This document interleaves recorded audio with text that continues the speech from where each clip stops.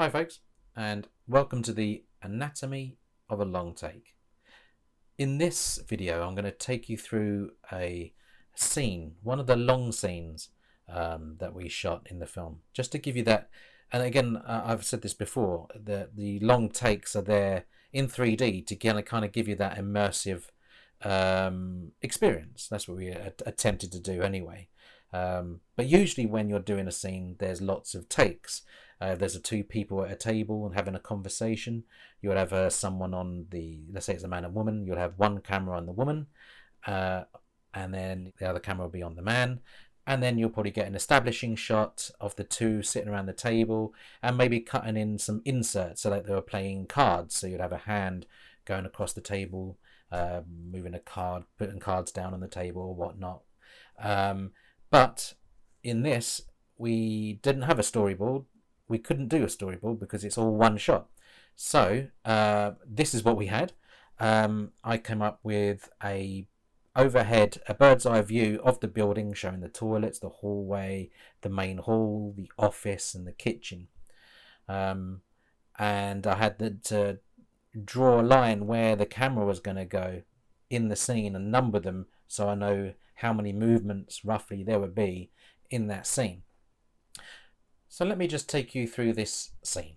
This is the precursor scene, so in about 3, 2, 1, this scene starts now. Notice the red dot on the right hand side where it says start. That image is meant to look like the start of a camera.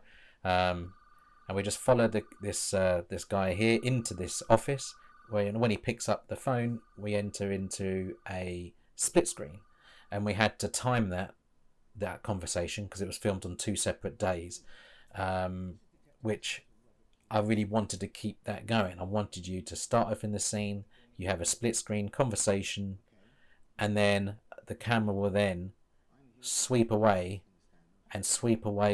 this split screen conversation to move on to the next part of this story unveiling in front of us.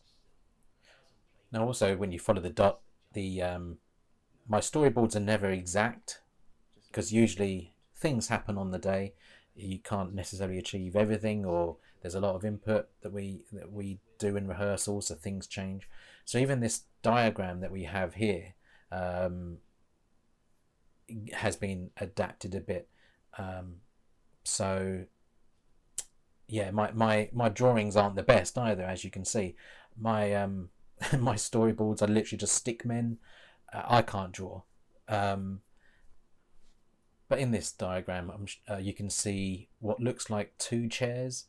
One chair says H for Hannah, and the other chair, if you tilt your head sideways, says K for Kate. And you're probably wondering what those 2 rectangles are, and that's the 2 tables that are in the scene. So that's pretty much all that I put in the diagram, just so I know what furniture to avoid bumping into. I mean, I do love the idea of one takes because it has a more of a natural sort of sense to it.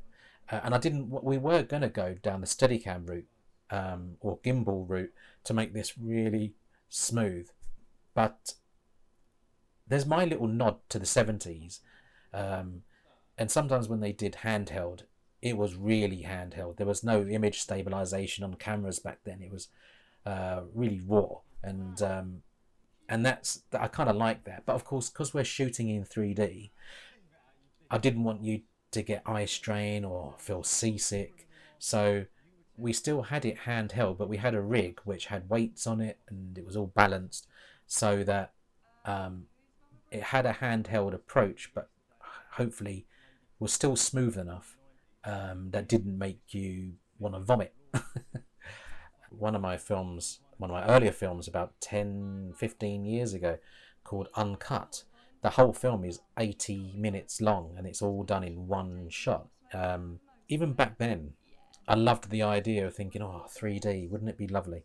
But now this isn't done in one take, but I just wanted to go back into that a little bit. Yeah, in this instance, you'll see that round these are numbered to points 5 and 6 when the camera swings around this actor here, Kane, when he says his line, onto Denise when she says her line, "I've got breast cancer," and then the camera swings around for Richard and David saying their lines.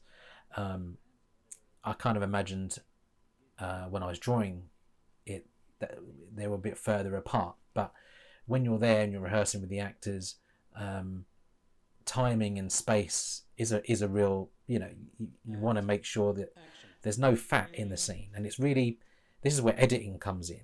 Whereas if you want to speed up a scene, that's where editing is your friend. Where when you're in one take, you can't speed up a scene or slow it down because you've got nothing else to cut to. So in the rehearsals, we want to make sure that we got everything that we needed, and then we got out of the scene as quickly as possible. Otherwise, when you put all these scenes together, it could feel a bit bloated and slow. So hopefully you'll think we got the pace right. So how did we go about rehearsing and filming this scene? Because it's quite a different, unconventional way of doing it to how you would do it filming in takes.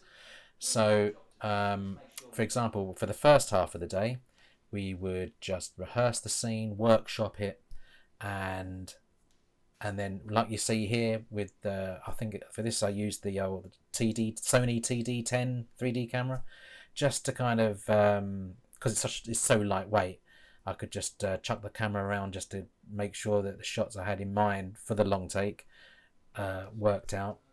And then once we rehearsed and we felt we were right and everyone was ready, so we got into, when everyone got into makeup and costume, we recorded it. We straight away went in and just kept knocking out the takes to try and get the best take we could for the long takes. And if like one of the actors messed up, or if I messed up, then we would just go back to the start and start again. Whereas in a conventional way of doing it, if, say for an example, an actor fluffed their line, then you would just redo that shot. You wouldn't need to go right back to the beginning of the scene again and start from scratch. So sometimes we got it in a matter of a few takes, and it was great. It was really good. Sometimes you'd get towards the end of the 3 or 4 minute take, and then either I walk into a wall and then the camera's knocked and I've ruined that scene, or an actor has fluffed their line or forgotten their line, and we have to start from scratch again. It's just, it's just the nature of the beast of the one take. But you always find nuggets of gold in one of the takes that you think wasn't that good, and then when you watch it back in the edit, you think, oh, actually we got it in take 2.